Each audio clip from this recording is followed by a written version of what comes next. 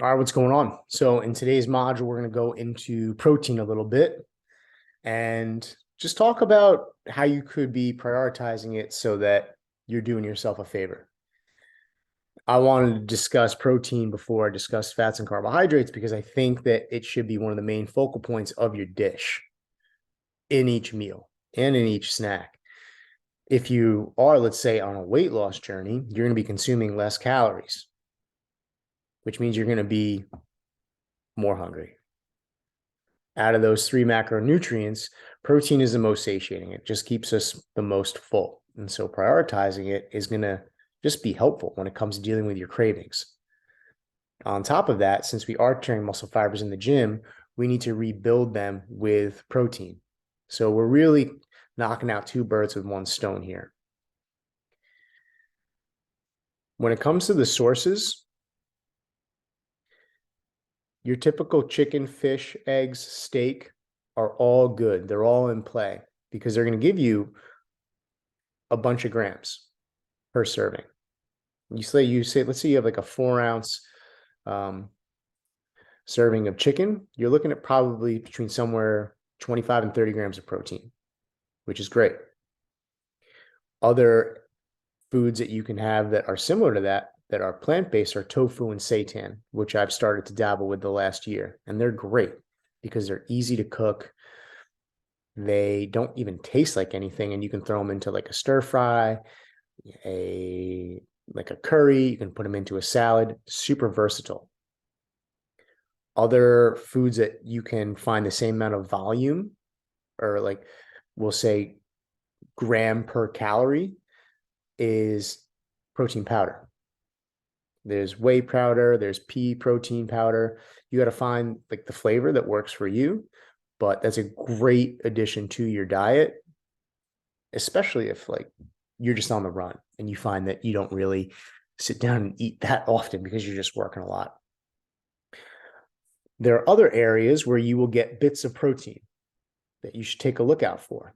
Things like lentils, beans, quinoa. These foods are awesome.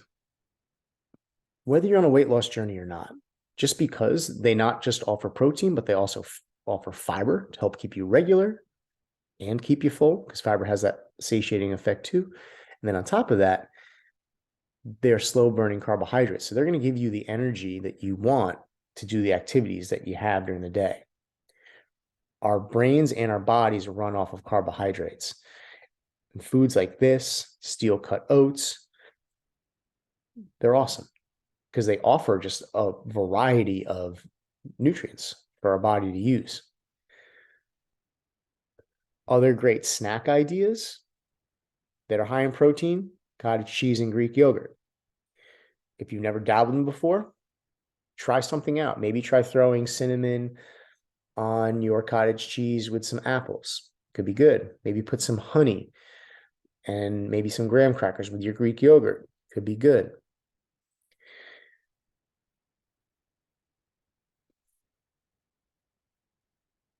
When you're going out, and let's say you're like a 7-Eleven, things that have little bits of protein will probably be there. Protein bars, nuts,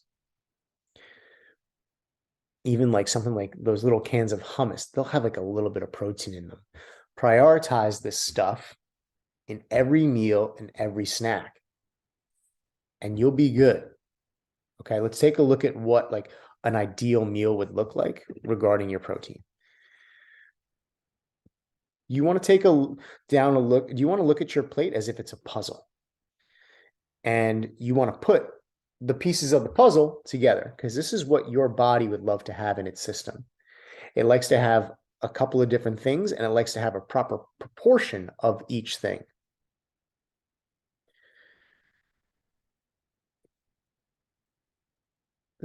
Let's say, for example, you're cooking dinner and you're making turkey burgers. Protein is there, right? It's almost even the exact size of your palm. Check that box off. You got a bun. Is it great carbohydrates? No. Would brown rice, a palm full of brown rice, be better? Yeah, because it's a little bit more slow burning, it's a little bit more satiating, has more nutrients. It's never going to be perfect. What about vegetables? Do you have any there? No, not yet. Okay, steam up some broccoli. And how about your dietary fat? Where's that coming from? Well, we're going to cook the turkey burger in olive oil. All right, done. Meal is done. Just like that. Is every single meal going to be perfect? No.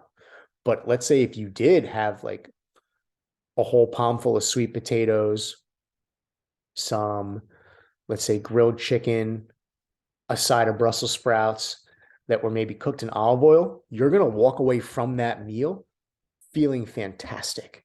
You're going to walk away from that meal feeling light and energized, as opposed to the other end of the spectrum when you have, let's say, like a Big Mac with fries and soda, lethargic and tired.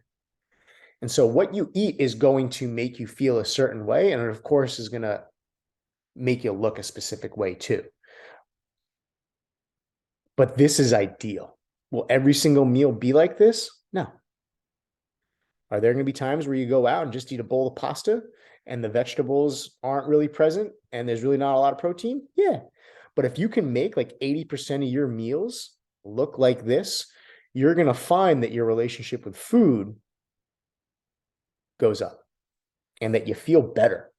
But you have to go out of your way to find this stuff, to put the pieces of the puzzle together. You have to go grocery shopping, or you have to get food delivered, or you got to go to restaurants that can give you these foods that aren't really soaked in like oil or salt. Okay, so you got to be picky, but being picky is what's going to end up giving you what you want. When it comes to your percentage, I recommend having somewhere between 25 and 35% of your diet come from protein. And that's why you want to track your food, because then you'll be able to see how many calories you need in order to be at whatever level you want, whether it's at a surplus or a maintenance level or a deficit. And then from there, you can pick a certain percentage and dedicate it towards protein. But let's make this like a very important aspect of your diet. Seek it out. Surround yourself with good quality sources of protein. Get prepared, bring it to work. Get like a couple protein bars or protein powder in your bag. Get some nuts in there. Remember, there's other sources, and you don't have to be perfect, but you should start to make sure that these foods are present in your diet. All right. I hope this was helpful, and I will see you in the next module.